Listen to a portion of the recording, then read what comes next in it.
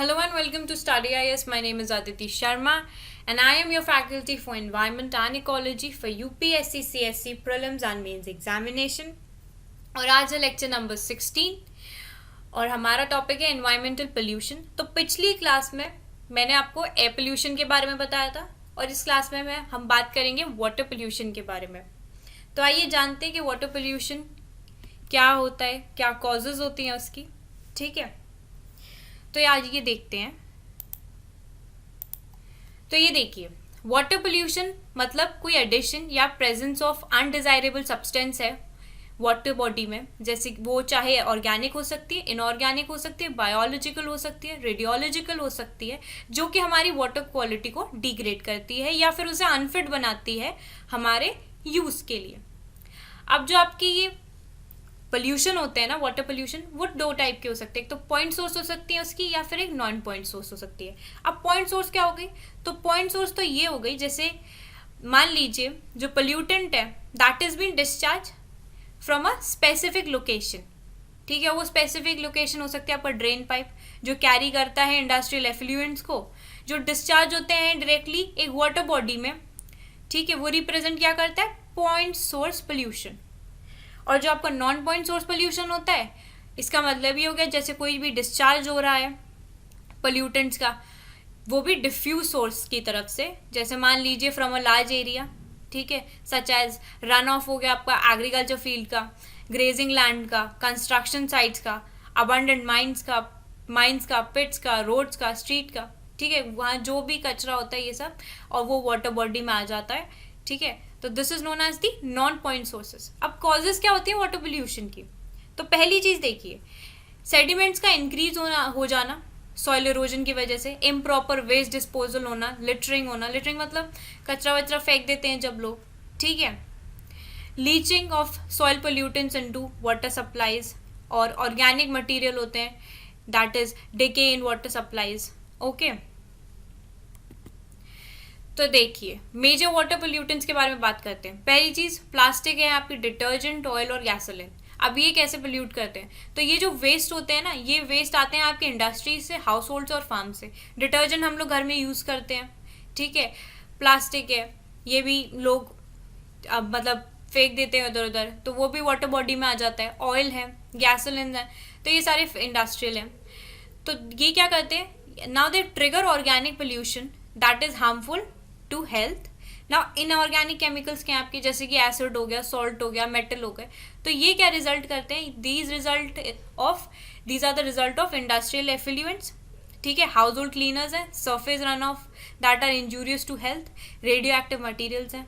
ठीक है, माइनिंग है, ओर्स प्रोसेसिंग है, पावर प्लांट्स हैं, weapons production to pollutants like आपका uranium, thorium, caesium and iodine and radium.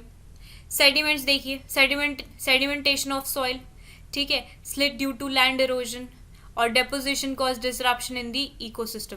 तो ये सेडिमेंटेशन, जैसे आपका ये लैंड इरोजन हो गया। ठीक है, तो क्या होता है ना, उससे जो आपकी स्लिट हो रहा है ना, बिकॉज ऑफ दैट स्लिट, तो क्या होगा, जो अपर लेयर होगी, ठीक है, वाटर बॉडी की, वो बिल्कुल कवर हो जाएगी और वो सन को अंदर पेनिट्रेट नहीं करने देगी। तो अंदर जो आपका इकोसिस्टम है, जो प्लांट्स हैं, जो एनिमल्स हैं, जो वहाँ रह रहे हैं वाटर बॉडी में, वो मर जाते हैं।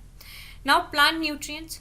तो न्यूट्रिएंट जैसे कि आपके नाइट्रेट हो गए, फोस्फेट हो गया, अमोनियम हो गया। ठीक है, so now they are left off from agriculture and urban fertilisers, sewage and manure. तो these excessive nutrients can cause eutrophication that will be affecting the ecosystem. Animal manure and plant residues now lead to increased algal bloom and microorganism population. This increases oxygen demand of water.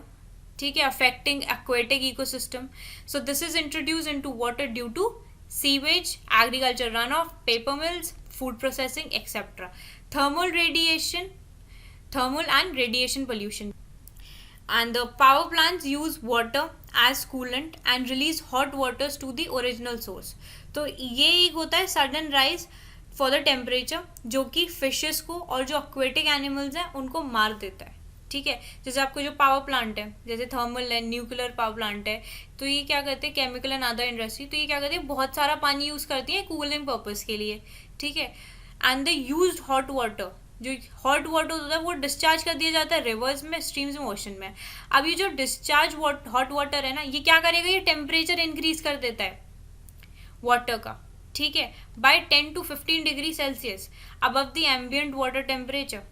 तो this is known as what, this is known as thermal pollution. क्योंकि जो water increase हो जाएगा ना, तो वो क्या करेगा, वो डिक्रीज कर देता है डिजोल्व ऑक्सीजन को जो वाटर में प्रेजेंट है, ठीक है, और वो एडवर्सली इफेक्ट करती है आपकी इक्वेटिव लाइफ को। तो अनलाइक टेरेस्ट्रियल ऑर्गेनिज्म है, जो आपके एक्वेटिक ऑर्गेनिजम्स हैं, they are adapted to uniform steady temperature. वो उनका एक पर्टिकुलर उनका एक यूनिफॉर्म टेम्परेचर होता है जिसमें वो अपने इन्वायरमेंट में रहते हैं, ठीक है। अगर उस जगह का टेम्परेचर ज़्यादा हो जाएगा तो फिर फिशेज हैं और आपके एक्वेटिक एनिमल्स हैं, उनकी डेथ हो जाएगी। तो चलिए बात करते हैं हम dissolve oxygen, biological oxygen demand और केमिकल ऑक्सीजन डिमांड के बारे में। तो डिजोल्व ऑक्सीजन क्या होता है? तो जो आपका डिजोल्व ऑक्सीजन है, तो मान लीजिए मैं आपको एक एग्जांपल देती हूँ। जैसे हम पानी में, if we take a glass of water and we add sugar granules into that, अगर हम उसमें चीनी को ऐड करते हैं तो हम ये देखते हैं कि चीनी अलग अपने आप ही उसमें बिल्कुल मिक्स हो जाती, डिजोल्व हो जाती है और हमें दिखती भी नहीं है। तो वो कैसे डिजोल्व होती है? तो जो आपके वाटर मॉलिक्यूल्स होते हैं ना, वो शुगर ग्रैन्यूल्स को एब्जॉर्व कर लेते हैं, ठीक है। That's why we are not able to see that. तो उसी हिसाब से होती है आपकी जो डिजोल्व ऑक्सीजन है, वो वाटर में इसी हिसाब से प्रेजेंट होती है। And it is very important for the survival of aquatic organisms. ये एक्वेटिक ऑर्गेनिजम्स के लिए बहुत ज़रूरी होती है। सो जैसे कि फैक्टर्स लाइक सरफेस टर्बुलेंस है, फोटोसिंथेटिक एक्टिविटी है इसके लिए, ऑक्सीजन कंजप्शन बाय ऑर्गेनिजम्स है, ठीक है, oxygen is been consumed by the organism, decomposition के लिए भी यूज़ होती है, ऑर्गेनिक और इनऑर्गेनिक मैटर जो कि डिटरमाइन करता है amount of dissolve oxygen present in the water. Now if the amount of waste is higher in the water body, then it will increase the rates of decomposition and oxygen consumption। अब उसी हिसाब से जो oxygen की consumption है वो भी ज़्यादा होगी। so thereby it decrease the dissolved oxygen content of water। now we're gonna talk about BOD। तो ये जो डिमांड ऑफ ऑक्सीजन है which is directly related to the increasing input of organic waste and it is expressed as biological oxygen demand of water, ठीक है। अब जैसे देखिए जो BOD है, ठीक है, it is the amount of dissolve oxygen जो कि बैक्टीरिया द्वारा यूज़ करी जाती है, किस लिए, डिकम्पोज करने के लिए ऑर्गेनिक वेस्ट को जो कि वाटर में प्रेजेंट होता है। Now this is been expressed in milligrams of oxygen per litre of water. तो अगर जो BOD है उसकी वैल्यू हाई होगी, ठीक है, तो वो क्या करेगी, वो इंडिकेट करेगी लो डिजोल्व ऑक्सीजन कंटेंट को जो कि पानी में, जो वाटर में प्रेजेंट है। तो मान लीजिए अगर BOD लिमिटेड है, ठीक है, and specific to biodegradable materials, तो देयरफॉर मान लीजिए it is not a reliable method of measuring pollution load in water. अब बात करते हैं केमिकल ऑक्सीजन डिमांड की। तो it is slightly better mode use to measure pollution load in water. अब ये कैसे मेजर करता है? So now COD measures the amount of oxygen in parts per million required to oxidize organic, biodegradable and non-biodegradable and oxidizable inorganic compounds in water sample. It is not specific like BOD। तो ये आपका जो COD है ना, ये एक तरीके का मेथड होता है जो एस्टिमेट करता है कि किस मात्रा में ऑक्सीजन है, ठीक है, जो डिप्लीट हो रहा है from a body of receiving water as a result of bacterial action. चलिए बात करते हैं नाइट्रेट्स के बारे में। तो मान लीजिए अगर ड्रिंकिंग वाटर में नाइट्रेट्स का एक्सेस हो जाए, ठीक है, तो वो रिएक्ट करते हैं हमारे हीमोग्लोबिन से in order to form non functional methaemoglobin and that impairs oxygen transport. और इस कंडीशन को हम बोलते हैं मिथाइमोग्लोबिनेमिया और ब्लू बेबी सिंड्रोम।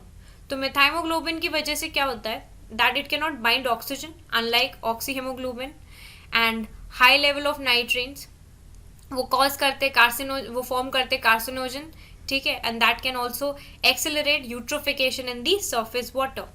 अब पैथोजेंस के बारे में बात करते हैं। तो पैथोजेंस जो पुअर हाइजीन होता है वेल्स का, ठीक है, वो कॉज करता है पैथोजेनिक कंटेमिनेशन को, जैसे water seepage from solid waste dump हो गया, ठीक है, और आपका म्युनिसिपल ड्रेन दैट में ऑल्सो कॉल्स पैथोजेनिक कंटेमिनेशन। चलिए यहाँ एक एग्जाम्पल देखते हैं हम बीओडी का। तो जो बीओडी है आपका, that is grey in colour, oxygen white in colour, and this is bacteria. तो BOD is present in the water, you can see over here, ठीक है, and oxygen also present over here.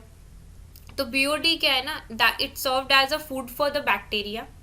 ये है आपका bacteria, और bacteria जो होता है वो यूटिलाइज कर लेता है ऑक्सीजन को जब वो कंज्यूम करता है आपके बीओडी को। तो अब जो ऑक्सीजन है ना वो इसकी वजह से डिप्लीट हो जाता है, क्योंकि जो बीओडी है वो यहाँ पे वो है यहाँ पे फूड बैक्टीरिया के लिए। अब बैक्टीरिया क्या करता है, वो ऑक्सीजन को भी कंज्यूम कर लेता है, मतलब यूटिलाइज कर लेता है जब वो बीओडी को कंज्यूम करता है, ठीक है। तो इसकी वजह से क्या होता है कि जो ऑक्सीजन है उसकी मात्रा वाटर में कम हो जाती है, ठीक है। चलिए आगे बढ़ते हैं। Now metals, now trace metal, जैसे कि आपकी लेड हो गई, मर्क्यूरी हो गया, कैडमियम हो गया, कॉपर हो गया, क्रोमियम हो गया, निकेल हो गया। तो ये कुछ मेटल्स हैं that can be toxic and carcinogenic. तो बात करते हैं आर्सेनिक के बारे में। तो seepage of industrial and mine discharge, fly ash ponds of thermal power plant that can lead to metals in the groundwater, ठीक है। अब इंडिया और बांग्लादेश में millions of people that have been exposed to the groundwater contaminated with high level of arsenic। जो आपका ground water होता है वो काफ़ी ज़्यादा मात्रा होती है उसमें आर्सेनिक की, ठीक है।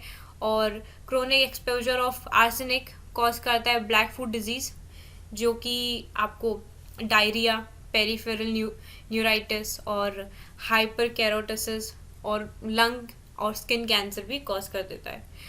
अब ऑर्गेनिक कंपाउंड्स देखते हैं। जो seepage of agriculture run of loaded with organic compounds है, जैसे कि आपका पेस्टिसाइड्स हो गया, तो ये क्या कॉज करते हैं, दे में cause pesticide pollution of ground. बात करते हैं फ्लोराइड के बारे में। अगर ड्रिंकिंग वाटर में एक्सेस ऑफ फ्लोराइड है, ठीक है, वो क्या कॉज करेगा, वो न्यूरोमस्कुलर डिसऑर्डर कॉज करेगा, ठीक है, गैस्ट्रो इंटेस्टाइनल प्रॉब्लम्स कॉज करेगा, teeth deformity, dental fluorosis, hardening of bones and stiff painful joints, pain in the bones and joints, and outward bending of knees from the knees, outward bending of legs from the knees, ठीक है, जिसको हम knock knee syndrome भी बोलते हैं। That can be caused by access of fluoride in the drinking water. जिस पानी को हम पीते हैं उसमें अगर फ्लोराइड की मात्रा ज़्यादा हो तो ये सारी प्रॉब्लम्स कॉज हो सकती है। चलिए बात करते हैं ग्राउंड वाटर पोल्यूशन के बारे में।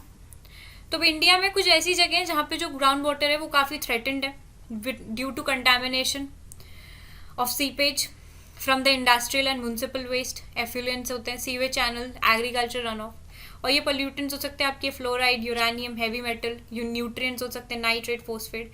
तो ये क्या करते हैं ना, ये उस वाटर बॉडी को कर देते हैं खराब। जैसे मान लीजिए मैंने अभी आपको बताया था कि अगर फ्लोराइड्स हो गए वाटर बॉडी में, उस पानी को हम पियेंगे भी, और जब उस पानी को पियेंगे तो हमारी बॉडी में कितनी सारी प्रॉब्लम्स हो सकती हैं इसकी वजह से, ओके। और ये आपको काफ़ी जगह मिल जाएगा इंडिया में, ठीक है। अब measures to address water pollution. अब हम वाटर पोल्यूशन को कम कैसे कर सकते हैं, तो पहली चीज़ ये देखिए, राइपेरियन बफर्स। अब ये क्या होता है, तो it is a vegetated area, ठीक है, और ये होता है स्ट्रीम के पास, फॉरेस्टेड होता है ये। अब ये क्या करता है, ये शेड करता है और पार्शली प्रोटेक्ट करता है एक स्ट्रीम को, किस लिए, किससे, it's protect the stream from a impact of adjacent land users. और ये काफ़ी हद तक it plays a key role in increasing water quality which is associated with the streams, rivers, lakes, thus providing environmental benefit. Now see here, treatment of sewage water and industrial effluents before releasing it into water bodies. Hot water should be cooled before release from the power plants. Now excessive use of fertilizers and pesticide should be avoided. Organic farming करनी चाहिए and efficient use of animal residues जैसे कि आपका fertilizers, as fertilizers can replace chemical fertilizers also. Now water hyacinth, it is an aquatic weed invasive species that is called terror of Bengal and can purify water by taking some toxic materials and a number of heavy metals from the water body. क्या करता है ये, purify करता है water को।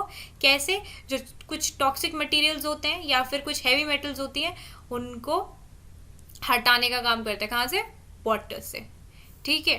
चलिए आगे बढ़ते हैं। Oil spills in water can be clean with the help of ब्रिगोली। अब जो ऑयल स्पिल्स होते हैं वाटर में उनको क्लीन करा जा सकता है, किससे, विद द हेल्प ऑफ ब्रिगोली। और ये एक बाय प्रोडक्ट है It's a byproduct of paper industry, resembling sawdust, oil zapper, microorganisms.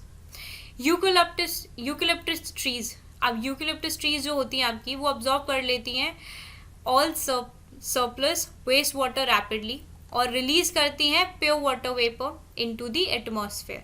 Now however they have been found to be responsible for depleting ground water levels. तो guys आज की class में इतना ही. In the next class we'll gonna continue with the soil pollution. Okay, and if anybody of you wants an Academies Plus subscription, to use code STUDYIS which will give you a good discount. And अगर आप लोगों को कोई भी query होती है, join us on Telegram, Instagram, Facebook, and you can even mail us also. So we're gonna meet in the next class. तब तक के लिए bye bye, take care and enjoy yourself and studies also. Bye.